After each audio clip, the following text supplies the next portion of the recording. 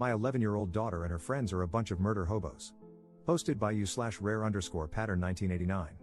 My daughter is 11 years old and started watching Stranger Things on Netflix a while back because some of the kids in her class were talking about it. After seeing a few episodes, she came to me asking what Dungeons and Dragons really was.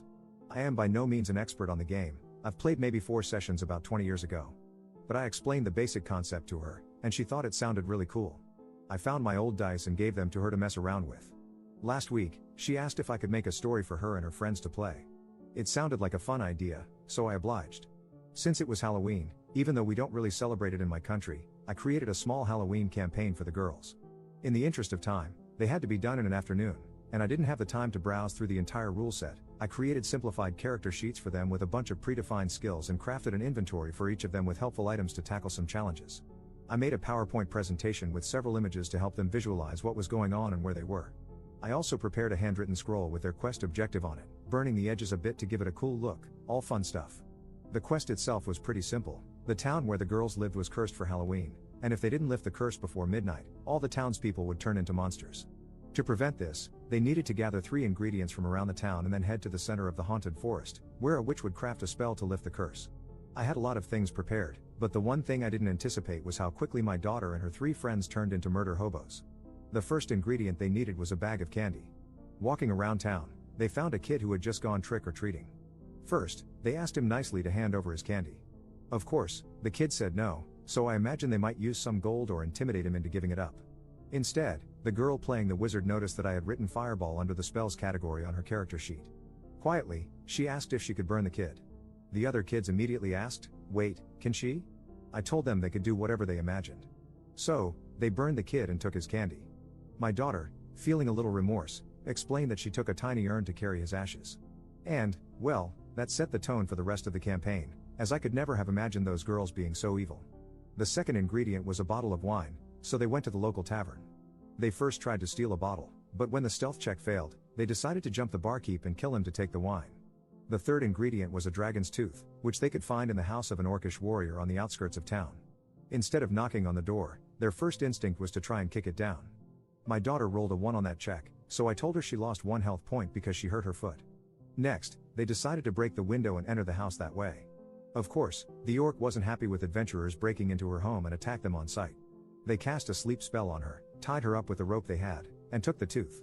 They also decided her armor and axe were cool, so they stripped her and looted her house, leaving a naked, tied-up orc behind. At the edge of the forest, they encountered a ghost. The idea was for the girls to discover that the ghost was afraid of the dark and help him quell his fears by using either the light spell on the wizard's sheet or a candle from the cleric's inventory. After some discussion, they noticed the ghost's image on my PowerPoint, a ghostly figure dressed in a white cloak. "Maybe we should just set his cloak on fire," they giggled. So the ghost ran away, burning, and revealed the path to the haunted forest. The encounters in the forest didn't go as planned, either. They first encountered a group of skeletons dancing around a bonfire. The skeletons invited them to join their Halloween ritual dance, promising a reward. I had prepared music for this encounter, a song my daughter often dances to, and the girls immediately got up from the table to perform the dance. After completing it, the skeletons showed them the path deeper into the forest. However, the rogue asked why they weren't getting a proper reward. When the skeletons explained that revealing the path was the reward, the girls didn't like the answer and decided to teach them a violent lesson. Where I underestimated their desire for murder, I overestimated their intelligence.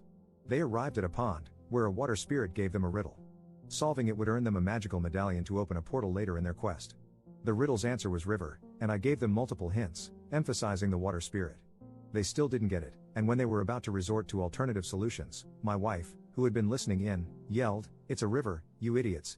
They giggled and happily accepted the medallion. Next, they encountered a giant crow who wanted some candy to feed her chicks. Unwilling to share, the crow was added to their fatality list. Then, the mage and cleric got trapped in a giant spider web. A giant spider attacked, and the rogue tried to free her friends by throwing her dagger. Each throw was a skill check, and she accidentally hit the cleric instead of the web. An epic battle ensued, culminating in my daughter mounting the spider and choking it with a rope.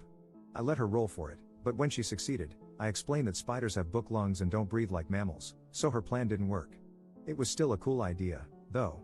They took a beating but eventually won, proudly burning the spider's corpse and carrying its ashes in another urn. Finally, they reached the magical portal. The medallion lit up, revealing a rebus puzzle. The solution was a phrase from a popular song in our country. It went over their heads until my wife glanced at it, gave them the answer, and they started singing to open the portal. Before meeting the witch, they faced a Trent protecting her. Initially, the idea was for the Trent to be persuaded by their noble deeds. However, given their chaotic actions, I changed it so the Trent demanded an explanation. The girls concluded, "He's made of wood, so we can set him on fire." Since we were running out of time, I played along, and a single fireball reduced the Trent to ash. The confrontation with the witch was brief. She crafted the spell they needed to lift the curse. The girls returned to town, where they were celebrated as heroes for their bravery.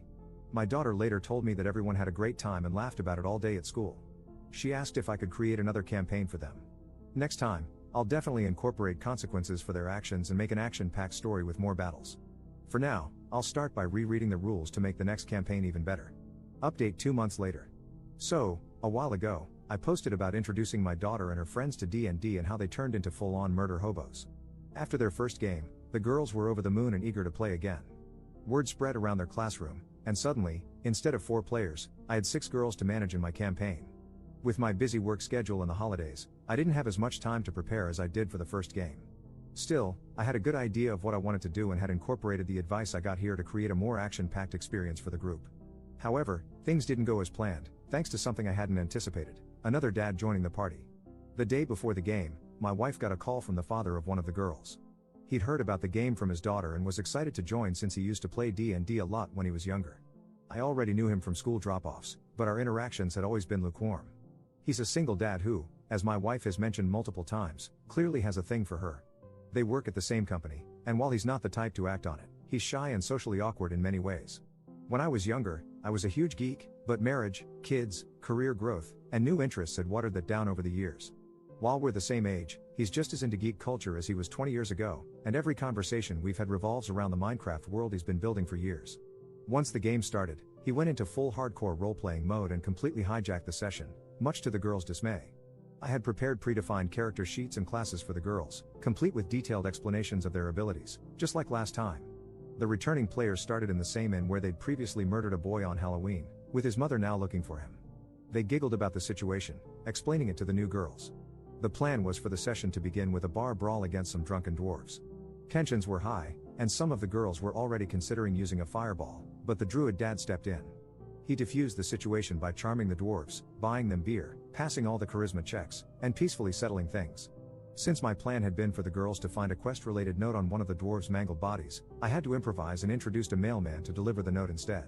The note invited them to meet someone at a house near the old watermill, promising a great adventure and information about a hidden treasure. Along the way, they were attacked by wolves, time for their first combat. Except, the druid convinced the wolves they meant no harm, bypassing the fight entirely. When they reached the house, the girls wanted to barge in, but the druid insisted on scouting for traps and suspicious activity. He found a bird to ask for information about the house. Meanwhile, the girls started getting bored and bickering among themselves. One girl said she threw a rock at another's head. When they found the front door locked, they climbed onto the roof, and one girl pushed another down the chimney. Inside, the druid took control again, methodically having the girls detect magic, traps, and hidden doors in every room. The slow pace frustrated the girls, who started losing interest. To make matters worse, when they fought among themselves, the druid gave a speech about teamwork. After painstakingly exploring the house, they found the book they were looking for. The next part of the journey involved crossing a hot wasteland, but instead of picking up the pace, the druid had them stockpile water and food for the trip. I tried to speed things up with an ambush by orcs seeking revenge for being mistreated in the previous campaign.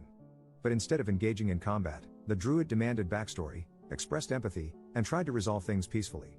When more orcs arrived, he convinced the party to surrender and get captured. I had to come up with a dungeon storyline on the fly, but by that point, the girls had checked out. It was hard enough involving all 6 players, but with the druid monopolizing the game, the energy in the room died completely. The campaign ended abruptly, and everyone went home. Unlike the first session, there was no laughter or excitement. My daughter didn't even mention the game afterward, which was a stark contrast to the last time. I suspect that the druid dad inadvertently killed their interest in role-playing games altogether. What the girls wanted was a fun, action-packed adventure of kicking tail and taking names, but his complex role-playing and methodical gameplay completely derailed the experience. Op in the comments. I am just going to check with my daughter and see what she wants to do. With any other dad, it wouldn't have been much of an issue. You grab a beer out of the fridge during the toilet break, and it's solved in 30 seconds. I have never had any type of meaningful conversation with this guy, and unfortunately, out of all the girls at the table, can you guess which one has been best friends with mine for practically all their lives? I also don't want to be the one who accidentally causes a rift between those two.